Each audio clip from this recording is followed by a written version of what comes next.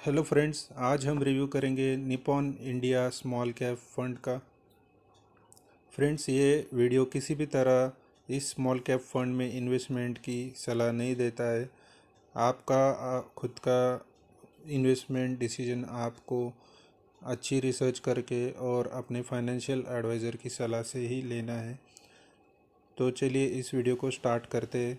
Friends, Nippon India small cap fund का incorporation हुआ था 16 सितंबर 2010 को। तो ये एक पुराना स्मॉल कैप फंड है और 12 साल कंप्लीट कर चुका है। इस फंड का डायरेक्ट प्लान लॉन्च हुआ था जनवरी 2013 में। तो फ्रेंड्स, ये एक काफ़ी रिलायबल फंड है। जैसे कि आप देख सकते हो, फंड का साइज़ 23,910 करोड़ का हो चुका है सिर्फ 12 सालों में। तो इस फंड पे इन्वेस्टर्स ने कितना भरोसा दिखाया है ये आपको समझ में आ जाएगा।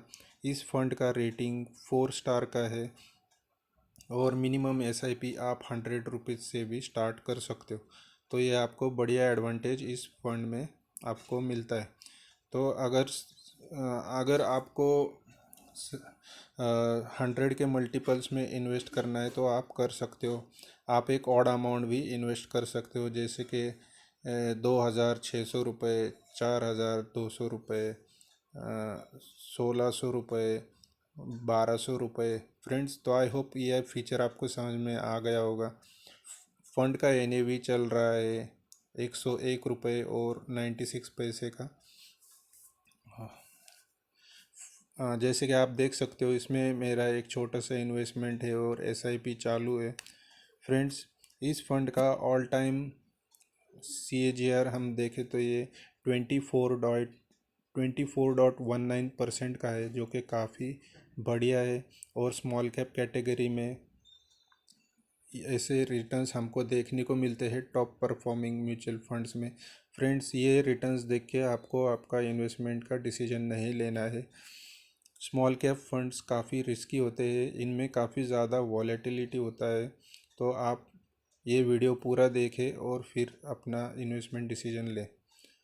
फ्रेंड्स, 5 ईयर में इसका CAGR 16.28% का है और 3 ईयर्स में इसका CAGR 47.70% का है। तो ये हाई CAGR 3 ईयर्स में आप हमको इसलिए दिख रहा है क्योंकि लास्ट 3 ईयर्स में मार्केट ने अच्छा एक बुल रन दिखाया था, जिसकी वजह से most of the small cap funds का परफॉर्मेंस काफ़ी बढ़िया है। 1 ईयर में इस फंड के रिटर्न है 4.52%। तो फ्रेंड्स, ये भी काफ़ी अच्छा रिटर्न है क्योंकि स्मॉल कैप इंडेक्स ने -2 से भी ज़्यादा मतलब -2.42% का रिटर्न दिया है, जबकि इस फंड ने 4.52% का पॉजिटिव रिटर्न दिया है। तो ये अपने बेंचमार्क को अभी भी बीट कर रहा है इस एक साल में। लास्ट 6 मंथ में इसका रिटर्न 0.85% का है और लास्ट 1 मंथ में इस फंड का रिटर्न -0.13% का है। फ्रेंड्स, आपको इस रिटर्न के बारे में ज़्यादा नहीं सोचना है। अगर आप इन्वेस्टेड रहते हो तो एसआईपी से आपको रुपी कॉस्ट एवरेजिंग का बेनिफिट मिलता है और ये आपको इतना ज़्यादा वॉलेटिलिटी देखने को नहीं मिलेगा।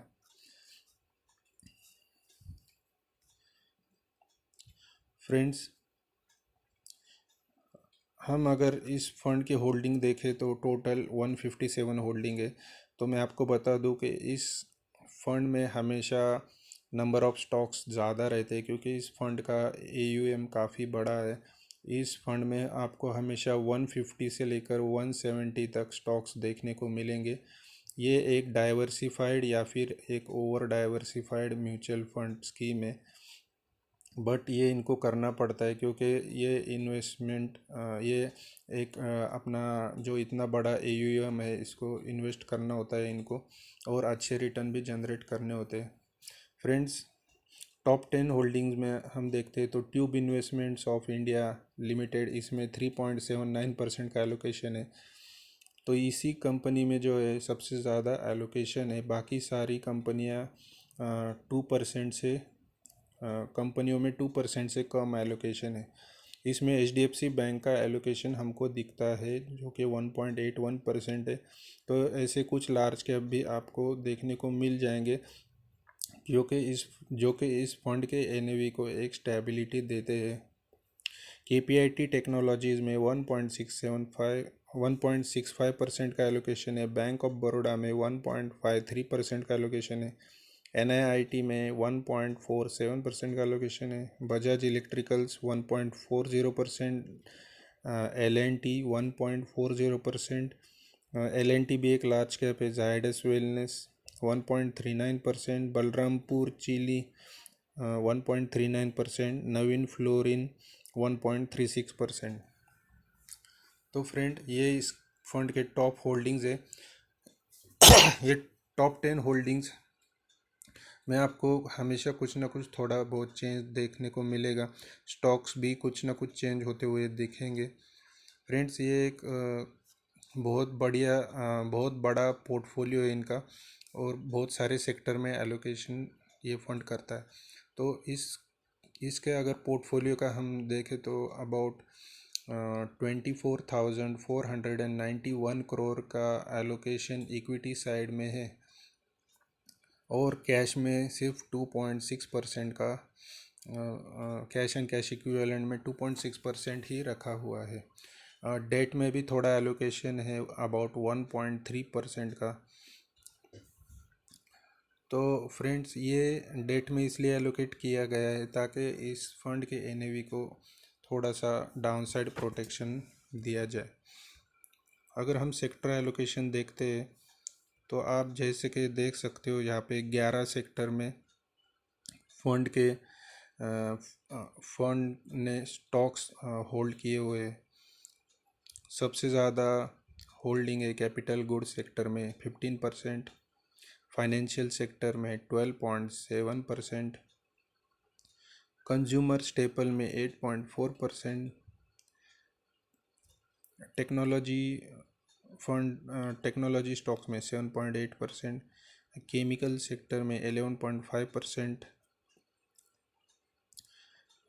तो फ्रेंड्स ये सब सेक्टर से जो भी आपको सामने स्क्रीन पे दिखाई दे रहे हैं तो ये इनका एक डाइवर्सिफाइड पोर्टफोलियो है जिससे इनको एक डाउनसाइड प्रोटेक्शन भी मिलता है। फंड के रेशोज़ हम देखें तो इस फंड के पोर्टफोलियो का PE है 21.47 जो कि थोड़ा सा ओवर वैल्यूड है। इस फंड का बीटा है 0.91। तो ये फंड का NAV जो है ये मार्केट से कम वॉलेटाइल है या फिर आप कह सकते हो कि लगभग मार्केट के जितना ही वॉलेटाइल है। इस फंड का शार्प रेशो है 1.15। तो ये भी काफ़ी अच्छा है। शार्प रेशो से हमको ये पता चलता है कि इस फंड ने कितने रिस्क एडजस्टेड रिटर्न दिए हैं। तो फ्रेंड्स ये फंड जहाँ भी रिस्क लेता है वहाँ अच्छे रिटर्न्स जनरेट कर रहा है। इस फंड का अल्फ़ा है 8.64% का। तो अल्फ़ा ये होता है कि इसने बेंचमार्क से कितना ज़्यादा रिटर्न जनरेट किया हुआ है। तो ये प्लस में भी है और एक काफ़ी अच्छा नंबर है 8.64। इसकी वजह से ये फंड जो है अच्छा परफॉर्म कर रहा है। सॉर्टिनो 1.20 का है। तो ये अगेन एक हमको दिखाता है कि इस फंड में एक अच्छा डाउनसाइड प्रोटेक्शन भी दिया हुआ है क्योंकि ये एक डाइवर्सिफाइड पोर्टफोलियो मेंटेन करता है।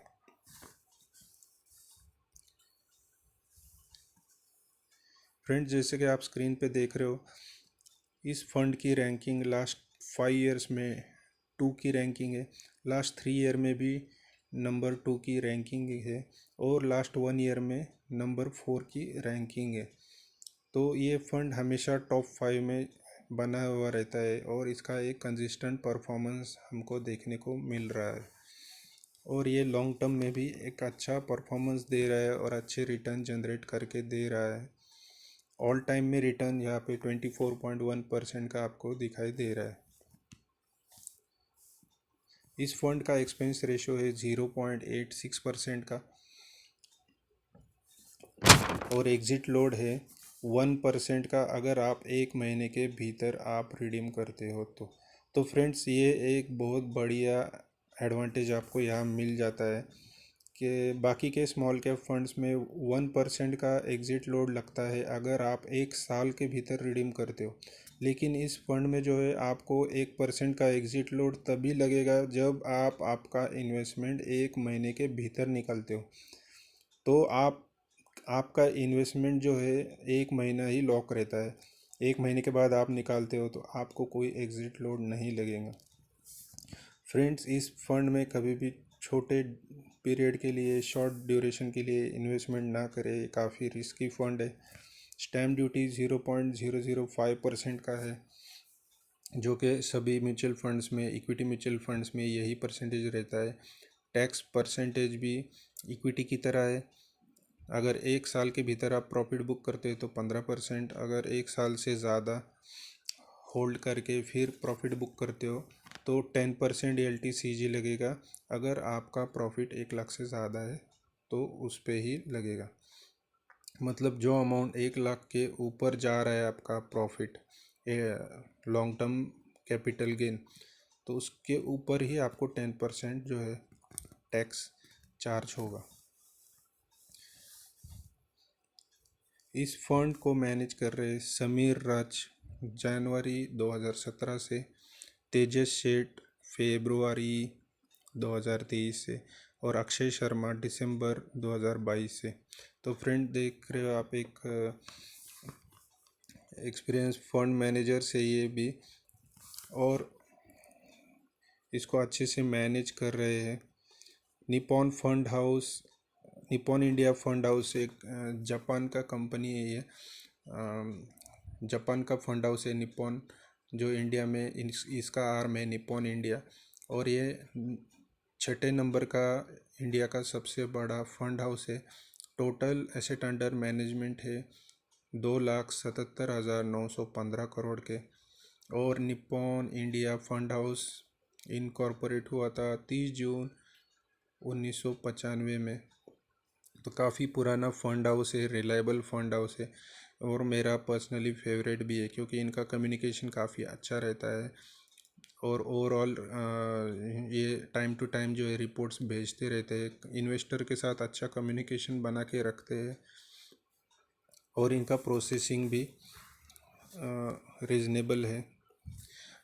Nippon India small cap fund का इन्वेस्टमेंट ऑब्जेक्टिव है, the scheme seeks to generate long term capital appreciation by investing predominantly in equity and equity related instruments of small cap companies. तो friends, ये small cap fund पे एक restriction होता है सेबी की तरफ से कि इनको अपना minimum 65% allocation small cap companies में करना ही होता है। इस फंड का बेंचमार्क है निफ्टी स्मॉल कैप 250 TRI। तो फ्रेंड्स, निफ्टी के जो टॉप 500 स्टॉक्स है मार्केट कैप के हिसाब से, उसमें जिनका रैंकिंग 250 से लेकर 500 तक का है, तो उन सारे स्टॉक्स में ही ये फंड जो है इन्वेस्ट करता है। और यही इसका बेंचमार्क है Nifty small cap 250 TRI। TRI का मतलब होता है कि उस स्टॉक का मूवमेंट, अपसाइड मूवमेंट जितने परसेंट का है प्लस उसने दिया हुआ डिविडेंड, ये दोनों मिला के जितना रिटर्न बनता है उस रिटर्न को ये इंडेक्स ट्रैक करता है। फ्रेंड, ये फंड इसको काफ़ी बार बीट कर चुका है इस इंडेक्स को।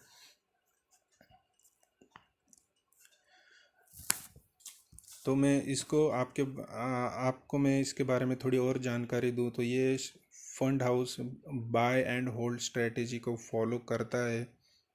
हमेशा इसका कैश एंड कैश इक्विवेलेंट आपको 5% से कम ही देखने को मिलेगा। मतलब मैक्सिमम फंड जो है वो इन्वेस्टेड रहता है स्टॉक्स में, जिससे कि आपका पैसा मतलब अच्छी जगह इन्वेस्ट भी हो रहा है और आपके लिए ज़्यादा से ज़्यादा रिटर्न भी जनरेट कर रहा है। और इस फंड के जो फीचर्स है ये हम लास्ट में देखेंगे। टॉप 10 स्टॉक्स का जो वेटेज है इस फंड में वो अबाउट 57% का है। फ्रेंड्स, जो बॉटम के 25 to 50 स्टॉक्स है उनका परसेंटेज काफ़ी कम है, 1% से भी काफ़ी कम है। और ये फंड किसी भी स्टॉक में 2% से ज़्यादा एक्सपोजर नहीं लेता है। ये एक बढ़िया एडवांटेज है, इससे रिस्क मैनेजमेंट भी होता है। तो जो टोटल नंबर ऑफ़ स्टॉक्स हमको इतने ज़्यादा इसमें दिखाई दे रहे हैं, ये और इनका जो परसेंटेज है ये डिपेंड करता है उस स्टॉक के पीई पे और उसके फ्यूचर के पोटेंशियल के ऊपर। तो ये फंड अच्छा रिसर्च करता है और बेट लेता है अच्छे ग्रोथ स्टॉक्स में, और कुछ रिस्की स्टॉक में भी ये बेट लेता है। और जब भी इसके वैल्यूएशन ज़्यादा हो जाएंगे तो वो उसमें प्रॉफिट बुकिंग करके एग्ज़िट भी कर लेता है। फ्रेंड्स, इस फंड ने बहुत बार अपने बेंचमार्क को बड़े डिफरेंस से बीट किया हुआ है, और निफ्टी 50 को तो ये आराम से बीट कर लेता है। फ्रेंड्स, आपको इस फंड में तभी इन्वेस्ट करना है जब आप एक एग्रेसिव इन्वेस्टर है और आपका इन्वेस्टमेंट होराइजन 7 to 10 ईयर्स का है। फ्रेंड, इस फंड के स्टडी से आपको एक पता चलेगा कि एक बड़ा ओयू, बड़ा एसेट अंडर मैनेजमेंट होना इस उस फंड के रिटर्न्स को अफेक्ट नहीं करता है, और ना ही ओवर डाइवर्सिफिकेशन या हाई डाइवर्सिफिकेशन जो भी वो भी रिटर्न्स को अफेक्ट नहीं करता है। फ्रेंड्स, ये एक वेरी हाई रिस्क वाला स्मॉल इक्विटी म्यूचुअल फंड है। तो आपको रिस्क समझना पड़ेगा कि स्मॉल कैप फंड में रिस्क क्या फैक्टर होता है। तो रिस्क ये फैक्टर होता है कि इसमें वॉलेटिलिटी बहुत ज़्यादा होता है, जिससे डर के आप जो है आपके फंड के यूनिट्स बेच के आप एग्ज़िट ना कर लो, क्योंकि फिर आप जो है लॉस में निकलने के चांसेस ज़्यादा है। फ्रेंड्स, तो आपको इस रिस्क को समझना है, वैसे आपका कैपिटल लूज़ होने के चांसेस नहीं है। म्यूचुअल फंड इंडस्ट्री एक वेल रेगुलेटेड इंडस्ट्री है। सेबी की एक बारीक नज़र हमेशा रहती है म्यूचुअल फंड इंडस्ट्री पे। तो मैं समराइज करना चाहूँगा Nippon India small cap fund के बारे में। तो इस फंड के फीचर्स है, एक बहुत अच्छा जनरेट कर रहा है ये म्यूचुअल फंड स्कीम। इस फंड का बीटा काफ़ी कम है जैसे कि हमने देखा, और स्टैंडर्ड डेविएशन भी कम है। स्टैंडर्ड डेविएशन का मतलब ये है कि आपके रिटर्न में जो फ्लक्चुएशन है वो भी आपको काफ़ी कम देखने को मिलेगा।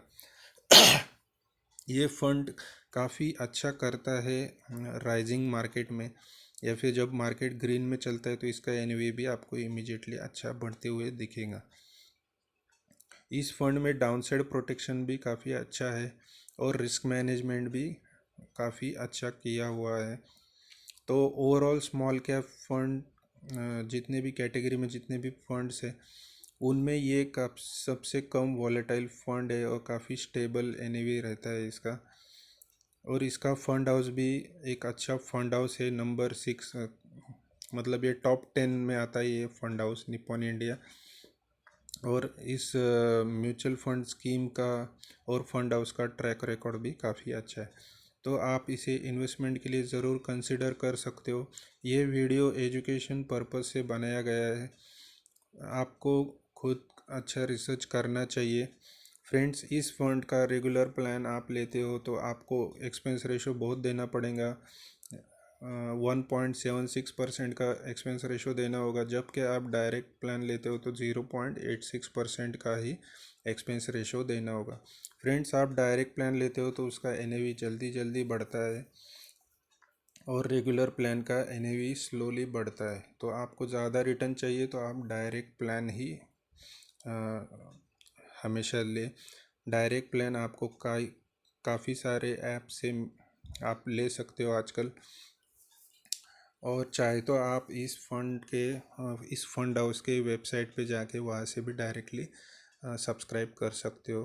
फ्रेंड्स, इसमें आप इन लमसम ना करें, हमेशा एसआईपी मोड में इन्वेस्ट करें और उस सिर्फ उतना ही इन्वेस्ट करें जितना एसआईपी आप बिना बंद किए चालू रख सकें। फ्रेंड्स, इस फंड में कितना भी वॉलेटिलिटी या मार्केट में कितना भी वॉलेटिलिटी आपको देखने को मिले, आपको एसआईपी बंद नहीं करना है, नहीं तो आपको वो रिटर्न्स नहीं मिलेंगे जो आपको दिख रहे हैं। एसआईपी आप चाहे तो इस फंड में एक स्पेसिफिक अमाउंट जमा होने तक आप अपना एसआईपी चालू रख सकते हो। जैसे कि आपको अगर 50,000 इन्वेस्ट करना है तो आप 1,000 का एसआईपी तब तक चालू रखें जब तक कि उसमें 50,000 नहीं हो जाते।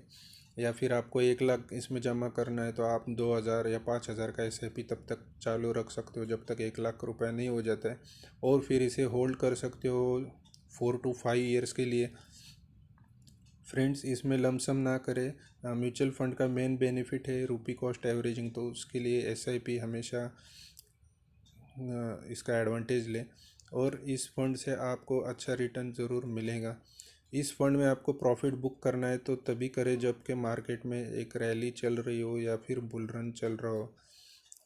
फ्रेंड, जब मार्केट लॉस में चल रहा है तो इसमें से रिडेम्पशन ना करें। तो आई होप ये रिव्यू आपको काफ़ी हेल्पफुल लगा होगा। ऐसे ही अच्छे म्यूचुअल फंड स्कीम के रिव्यू में फिर मिलेंगे, तब तक के लिए धन्यवाद। Bye bye.